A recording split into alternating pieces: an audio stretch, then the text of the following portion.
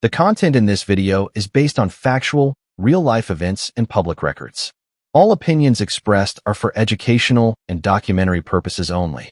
Viewer discretion is advised, as some scenes may depict sensitive content. This video is intended for informative purposes and complies with YouTube's guidelines. This may shock you. Only 5 countries still carry out the death penalty at the most extreme levels, but what happens inside their death rows couldn't be more different. From Japan's silent psychological torture that leaves inmates unsure if today is their last day, to Saudi Arabia's rapid, unforgiving executions, to the United States, where prisoners wait for decades in isolation, to China's massive, secretive system, and North Korea, where even the smallest mistake can cost a life. 5 countries, 5 realities, and each death row is more terrifying than the last. If you enjoy real, gripping prison documentaries and true stories, don't forget to like this video, leave a comment, and share it with your friends and family. Hit that subscribe button and turn on notifications so you never miss more shocking and exclusive content. In the United States, death row was a quiet, unyielding machine. Around 20 men and women were sentenced here each year, yet the country never made the top 10 globally for executions. 11 states actively carried out the death penalty, while others had outlawed it or simply chose not to practice it. The crimes that landed someone here ranged from homicide to treason, espionage, and even extreme cases of narcotics trafficking. Inside a cell in a high-security facility, Ethan Cole, a man in his 40s with a sleeve of tattoos running from shoulder to wrist, sat staring at the narrow strip of sunlight slicing across the concrete floor. In less than 24 hours, he would be moved to the death house, a euphemistic name for the final place he would ever see outside of his confinement. A full-body search, new prison clothing, and then the transfer to the death watch cell, the cell where he would spend his final night. Some inmates slept that night. Others, like Ethan, couldn't. The walls of the cell felt tighter with each passing hour. At 15 hours before the scheduled execution, he would be woken for a shower and a regular prison breakfast. By the 14th hour, friends and family would arrive for a last visit, and he would have 45 minutes for final phone calls. At the 12-hour mark, all visitations ended, a prison lunch was delivered, and he would meet with a priest for guidance and confession, a final chance to unburden himself of regrets and secrets. As the hours ticked by, the sun set. 8 hours remained, and Ethan watched it dip below the horizon, a silent witness to a world he would no longer touch. Letters were written, goodbyes to friends, to family, messages that might never reach their destination. 6 hours before the end, he selected his last meal. But it wasn't a feast of fantasies. It had to conform to a $30 budget. If the method of execution was the electric chair, his head would be shaved to prevent his hair from catching fire. One last shower, one last meal, and then the witnesses would arrive. Normally relatives of the victims, sometimes family of the inmate themselves, they would watch as the system claimed another life.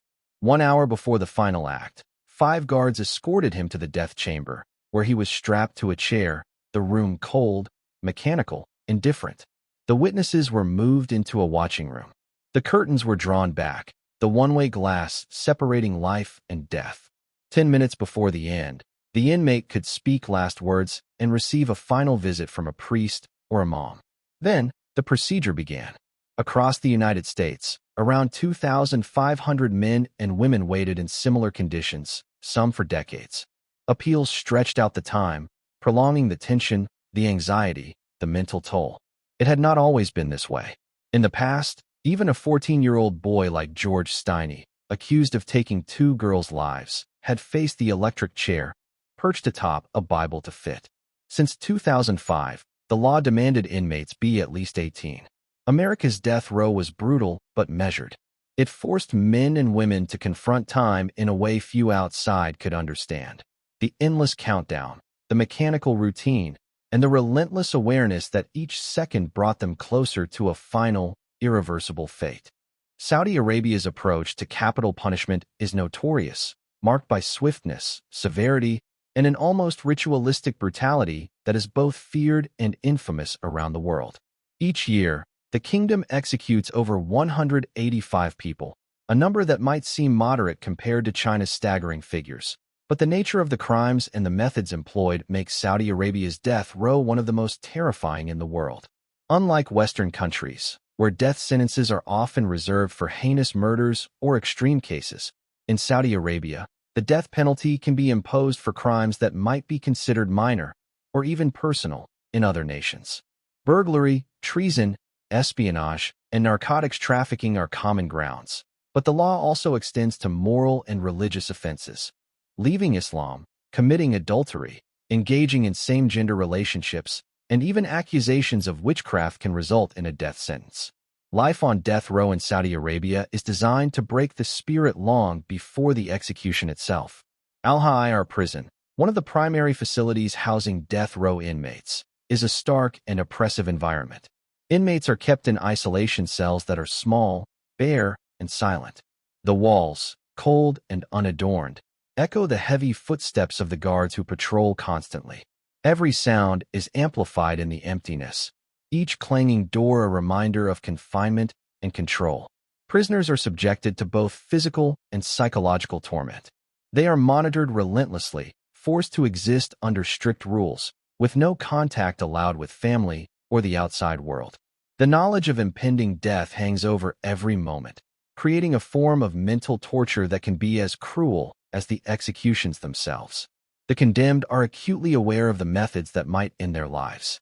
Saudi Arabia employs 3 primary execution methods, each designed to send a stark message to both the prisoner and the public. Firing squads are precise and swift, eliminating the condemned almost instantaneously. Stoning, a punishment reserved for specific moral offenses, is one of the most gruesome. The prisoner is buried up to the neck in sand, and stones are hurled until life is extinguished. This method is not only physically excruciating, but psychologically devastating, as the condemned must endure the slow, agonizing process of being crushed. The most common and infamous method is beheading, executed with a scimitar, a large curved sword.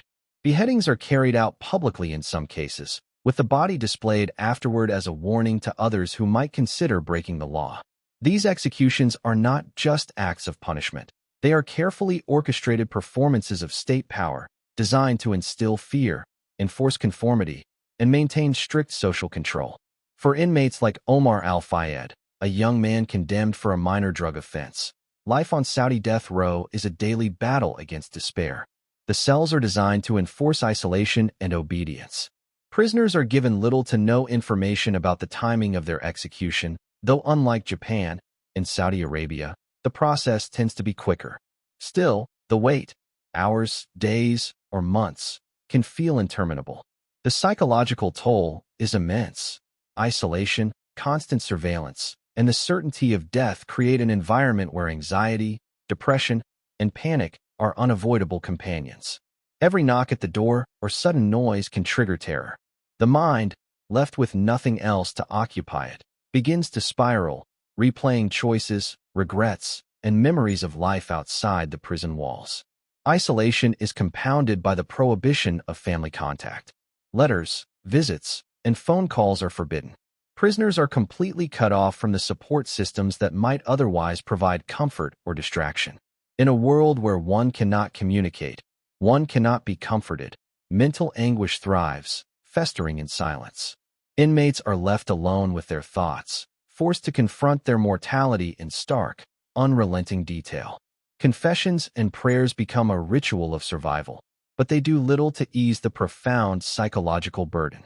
Executions in Saudi Arabia are carried out with speed and precision, contrasting sharply with the drawn-out processes in the United States. While American inmates might wait decades on death row due to extensive appeals, Saudi executions typically occur within the same year of sentencing. This efficiency, while reducing prolonged uncertainty, introduces a sudden, inescapable finality. For those condemned, every day is shadowed by the knowledge that the end could come at any moment. The guards and prison administrators enforce strict routines that regulate the body as well as the mind. Movement is controlled, meals are timed, and even sleep is disrupted to maintain psychological pressure. Public display is another hallmark of the kingdom's approach. Executions are sometimes carried out in public spaces, attended by crowds or watched from nearby areas. This is particularly true for high-profile cases or moral offenses. Bodies may remain on display afterward, serving as grim reminders to the populace of the consequences of defiance. The act is as much about reinforcing social norms as it is about punishing individuals. Fear is institutionalized, becoming a tool of governance as much as a tool of justice. Saudi death row is, therefore, more than a waiting period before execution. It is a system of total control. It manipulates the mind and the body, erasing normalcy and replacing it with fear, obedience, and isolation. Every element of the prison experience, from the cell design to the execution methods, is intended to enforce the power of the state and suppress resistance. Life becomes a series of imposed routines, each measured, each controlled, each a reminder that freedom is lost forever. Inmates face not just their own mortality, but the awareness that their lives serve as lessons for others. The terrifying methods of execution, combined with the swift enforcement of sentences, send a message to the broader population. Breaking the law, questioning authority, or deviating from prescribed social and religious norms carries an immediate and irrevocable cost. In Saudi Arabia, death row is a psychological battlefield, a place where the human spirit is tested to its limits long before the executioner arrives. Ultimately, Saudi Arabia's death row demonstrates a different philosophy of justice than in most Western nations. Where the U.S. focuses on appeals and prolonged legal processes, Saudi Arabia emphasizes speed, visibility, and psychological domination. The result is an environment that is both feared and incomprehensible to outsiders. A system where punishment is immediate, execution is public or semi-public, and the waiting is as torturous as the act itself. For the inmates trapped within Al-Hayr prison and other death row facilities, survival is measured not in years, but in hours, each one heavy with dread, isolation, and inevitability. Saudi Arabia's death row is not merely a place of confinement. It is a calculated instrument of state control, a system designed to dominate mind and body alike. The combination of harsh physical conditions, isolation, and the omnipresent specter of execution ensures that every prisoner experiences a profound psychological journey from which there is no return. In this sense, Saudi Arabia's death row is not just about ending life. It is about asserting the absolute authority of the state over the individual, leaving both prisoners and the public acutely aware that defiance comes with the ultimate price. Japan's death row presents a chillingly unique approach to capital punishment. Unlike most countries where inmates are informed of their execution date well in advance, allowing some measure of preparation, Japanese prisoners face a terrifying uncertainty. They are only notified a few hours before their execution. This policy of secrecy transforms death row into a psychological battlefield where fear, anxiety, and isolation dominate daily life. The mental toll on prisoners is profound, and many experience extreme stress, depression, and in some cases, insanity. Japan is one of the few democratic countries that still actively enforces the death penalty, averaging 5 executions per year. The crimes that can warrant capital punishment are limited but severe: homicide, treason, and crimes against the state. Typically, multiple lives must be taken for an inmate to be sentenced to death, reflecting the gravity of offenses considered punishable by death. Yet the relative rarity of executions belies the intense psychological pressure faced by those on death row, making the Japanese system uniquely oppressive. The conditions on Japan's death row are designed to enforce strict control over prisoners' lives. Inmates are confined to small, windowless cells and are subjected to rigid routines. They are given explicit instructions on how to sit, stand, and move within their cells. Looking up or making eye contact is forbidden. Prisoners are expected to keep their gaze fixed downward at all times. Communication is severely limited, restricted to what is necessary for survival. Conversations between inmates are generally prohibited, and they are only allowed to speak if spoken to directly by guards. This extreme form of isolation magnifies the psychological strain, creating an environment where inmates are left entirely alone with their thoughts, fears, and regrets. Prisoners on Japanese death row are also required to work long hours, often exceeding 13 hours a day. Work assignments, though seemingly mundane, are strictly supervised, leaving little room for personal autonomy. The combination of labor, enforced silence, and isolation ensures that prisoners remain under complete control at all times. Meals are routine, personal belongings are minimal, and contact with the outside world is almost non-existent. Families are informed of an execution only after it has occurred, removing any possibility of farewell or closure. This policy not only intensifies the emotional isolation of the prisoner, but also prolongs the suffering of loved ones, who are left to learn of the death only in its aftermath. The execution itself is carried out swiftly, but the mental torment leading up to it is severe. Inmates are led to the execution chamber without prior warning, often only a few hours after being notified.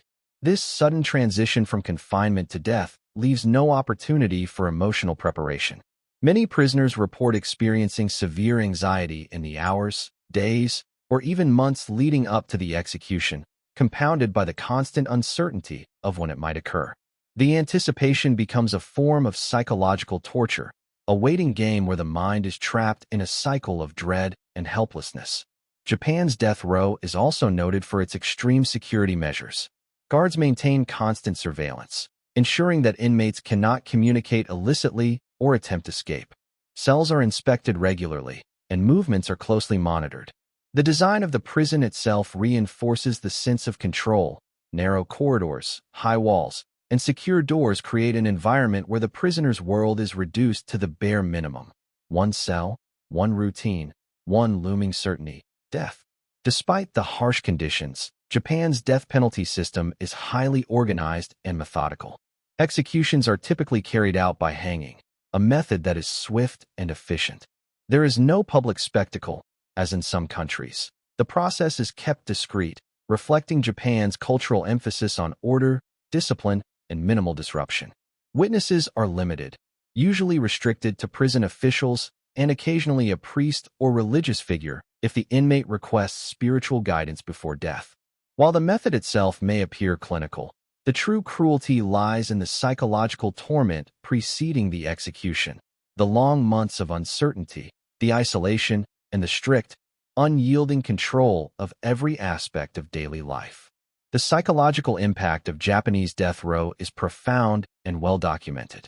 Studies have shown that prolonged uncertainty about execution dates can lead to severe mental health issues, including depression, anxiety, insomnia, and in some cases, psychosis.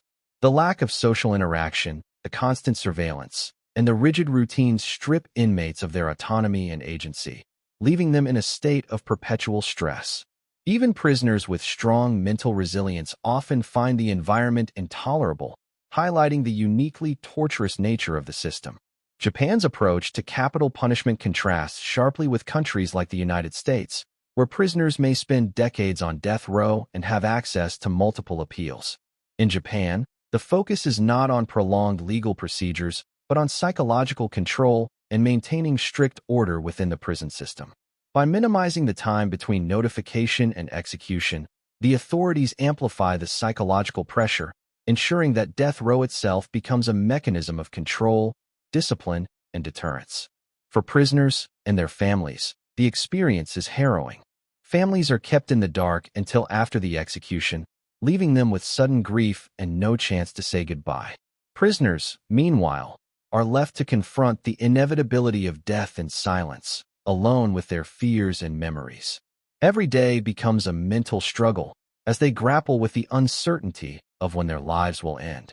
The absence of warning magnifies the emotional intensity of the experience, creating a uniquely harrowing form of punishment that extends far beyond the act of execution itself. In conclusion, Japan's death row is a carefully controlled system that relies on psychological pressure, strict routines, and secrecy to enforce compliance and maintain order. It is not merely a holding place for the condemned. It is a crucible of fear and mental torment, designed to dominate both the body and the mind. While executions are relatively rare, the conditions under which prisoners live and die make Japanese death row one of the most mentally and emotionally grueling systems of capital punishment in the modern world. The fear of the unknown, the strict control of every action, and the enforced isolation all serve to underscore the power of the state over the individual, leaving inmates to confront death in its most uncertain and terrifying form. China holds the grim distinction of executing the most people per year in the world, with estimates exceeding 1,000 annually. The death penalty in China is not limited to violent crimes alone.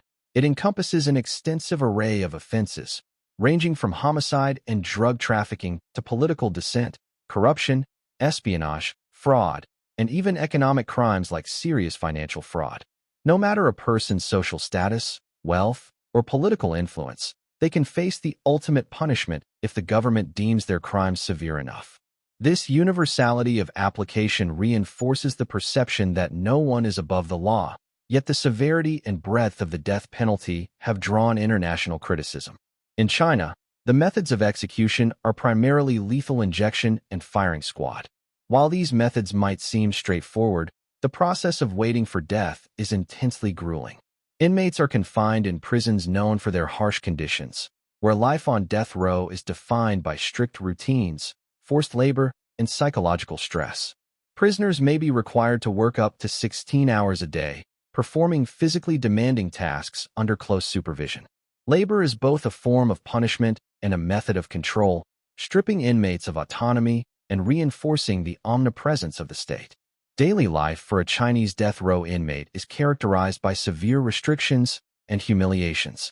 Prisoners are often forced to shave their heads and maintain a downward gaze at all times, preventing interaction and ensuring a constant sense of submission. Cells are austere, overcrowded, and frequently windowless, designed to minimize comfort and eliminate any semblance of privacy or personal space. Communication is limited, with inmates rarely allowed to speak freely or interact with others beyond basic necessities. These conditions are psychologically punishing, gradually breaking down mental resilience and reinforcing the inescapable authority of the state. China's death row is notable not only for its harshness, but also for its unpredictability. While executions are typically carried out once all legal appeals are exhausted, the timeline can be uncertain. Some inmates may spend years awaiting execution, while others are executed within a year of sentencing. This uncertainty amplifies psychological pressure, creating an environment where fear, anxiety, and tension are constant companions. The mental torment is intensified by the knowledge that any misstep or perceived disobedience could worsen treatment or accelerate execution. High-profile cases highlight the reach and severity of China's capital punishment system. In 2022, a prominent politician, Fuang Ha, was sentenced to death for accepting nearly $17 million in bribes. Similarly, billionaire businessman Liu Han received a death sentence in 2014 and was executed the following year. These cases demonstrate that even those at the highest echelons of society are not immune to the death penalty, reflecting the government's intent to use capital punishment as both a legal tool and a political message. Prisoners awaiting execution often endure years of intense psychological pressure combined with the harsh realities of prison life. The combination of forced labor, minimal interaction, and strict supervision ensures that death row inmates are under constant stress. The uncertainty surrounding execution dates exacerbates this stress, leaving prisoners trapped in a cycle of fear and hopelessness. The monotony, isolation, and lack of personal control contribute to a uniquely oppressive environment, where mental health deteriorates rapidly. The broader Chinese prison system is also structured to maintain control and enforce discipline. Surveillance is constant, with guards monitoring movements, inspecting cells, and enforcing strict behavioral codes. Any act of defiance or disruption can result in harsher treatment or faster progression toward execution. This level of control extends beyond the individual, serving as a deterrent to others and reinforcing the authority of the state. Death row, in this sense, functions as both punishment for the condemned and a warning to society at large. Unlike some countries where executions are carried out publicly, China's procedures are generally discreet. Executions are not intended as public spectacles, although the high numbers themselves serve as a sobering reminder of the state's authority. The focus is on efficiency, control, and order rather than theatricality. Yet despite the lack of public execution events, the psychological torment experienced by inmates before their deaths represents a uniquely harsh form of punishment, extending the suffering beyond the act of execution itself. China's death row system also intersects with political and social control.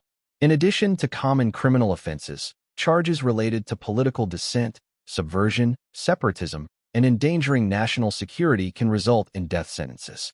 This intertwining of criminal justice and political control highlights the dual purpose of the death penalty in China, enforcing law and order while deterring challenges to state authority. Inmates convicted of politically sensitive crimes may face additional scrutiny, stricter confinement, and even harsher labor conditions, emphasizing the totality of state power. The psychological impact on Chinese death row inmates is severe and multifaceted. Extended isolation, uncertainty about execution dates, forced labor, and constant surveillance create an environment designed to break mental resilience. Many prisoners experience extreme stress, depression, and anxiety. The daily rituals of prison life, shaving heads, maintaining downward gazes, and performing monotonous labor, serve as constant reminders of both mortality and the omnipresence of authority. In this way, China's death row operates as a system of mental, as well as physical, control. In conclusion, China's death row represents one of the harshest and most comprehensive systems of capital punishment in the world. The sheer number of executions, the breadth of crimes punishable by death, and the severe conditions under which inmates live combine to create an environment of intense suffering and control. Prisoners face not only the certainty of death, but also prolonged psychological torment, extreme labor, and isolation. The system functions as a tool of law enforcement, political control, and social deterrence, demonstrating the absolute power of the state over life and death. For those condemned to death row in China, the experience is as much about mental domination as it is about the execution itself, a relentless and unforgiving crucible where the mind and body are pushed to their limits. Somalia is widely regarded as one of the most dangerous countries in the world, and its death row reflects this harsh reality. Unlike many nations where executions are carried out privately, Somalia is unique in Africa for conducting public executions. These events are designed not only to punish the condemned, but also to serve as a powerful deterrent, instilling fear throughout the population. Methods of execution in Somalia include hanging, firing squads, and stoning, with stoning being particularly brutal as victims are buried up to their heads while stones are hurled at them until death occurs. On average, Somalia executes around 13 individuals per year. While homicide, treason, espionage, and abandoning the military are common crimes punishable by death, the country's laws also impose capital punishment for religious transgressions, such as leaving Islam or committing blasphemy, as well as for social offenses like adultery or same-gender relationships. This expansive range of capital offenses creates an environment in which many citizens live under constant threat, fully aware that minor or politically charged actions could lead to the ultimate punishment. Life for inmates awaiting execution in Somalia is particularly harsh. Death row prisoners are typically sent to Mandera prison, which is widely considered Somalia's worst correctional facility. Conditions here are overcrowded, unsanitary, and poorly maintained. Cells are cramped, often housing far more prisoners than they were designed to accommodate, and access to clean water, sufficient food, and medical care is limited. These conditions, combined with the anticipation of execution, create extreme physical and psychological stress for inmates. In addition to the overcrowding, prisoners on death row in Somalia face severe isolation. Contact with family members is frequently restricted, leaving inmates without the comfort of visitation or emotional support. Psychological strain is intensified by the unpredictability of their execution dates, which can arrive abruptly, leaving little to no time to prepare mentally or spiritually. In this context, each day on death row is a test of endurance, both physically and emotionally. Executions in Somalia often occur in public squares or other communal spaces, drawing large crowds. While intended to act as a deterrent, these spectacles also highlight the stark reality of the country's justice system, where punishment and fear are closely intertwined. Witnesses, which can include both local residents and families of victims, observe the execution firsthand. This practice, while horrifying to outsiders, reflects the societal norms and legal framework within which Somalia operates, emphasizing both retribution and community involvement in justice. Mandera Prison, like other Somali facilities, functions not only as a holding place but also as a tool of control. Prisoners are expected to perform labor, often under extreme conditions, which serves both as a form of punishment and a method of asserting authority over those condemned. Daily routines are strictly enforced, and deviation from rules can result in harsher treatment or expedited execution. In this environment, the state maintains absolute dominance, reinforcing its power over life, death, and human behavior. The psychological toll of Somalia's death row is profound. Inmates live under constant threat, surrounded by overcrowding, unsanitary conditions, and harsh treatment from guards. The combination of isolation, labor, and uncertainty about their fate creates an environment in which mental health deteriorates rapidly. Anxiety, depression, and hopelessness are pervasive, and for many, the fear of the impending execution is compounded by the brutality of the methods used. Public executions in Somalia also serve as a social and political instrument. By demonstrating the consequences of criminal behavior or perceived religious and social transgressions, the government reinforces its authority and deters potential offenders. However, this approach comes at a high human cost, with the condemned enduring severe physical and psychological suffering prior to their deaths. While Somalia's death row system is among the harshest in Africa, it also illustrates the complex interplay between law, culture, and societal control.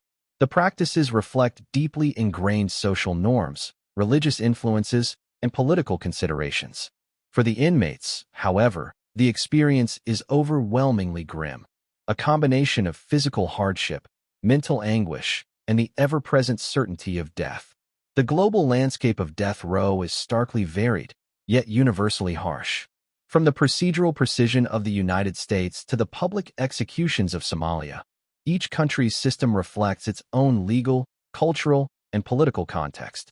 In Japan and China, psychological torment dominates, while in Saudi Arabia and Somalia, executions are swift, brutal, and highly visible.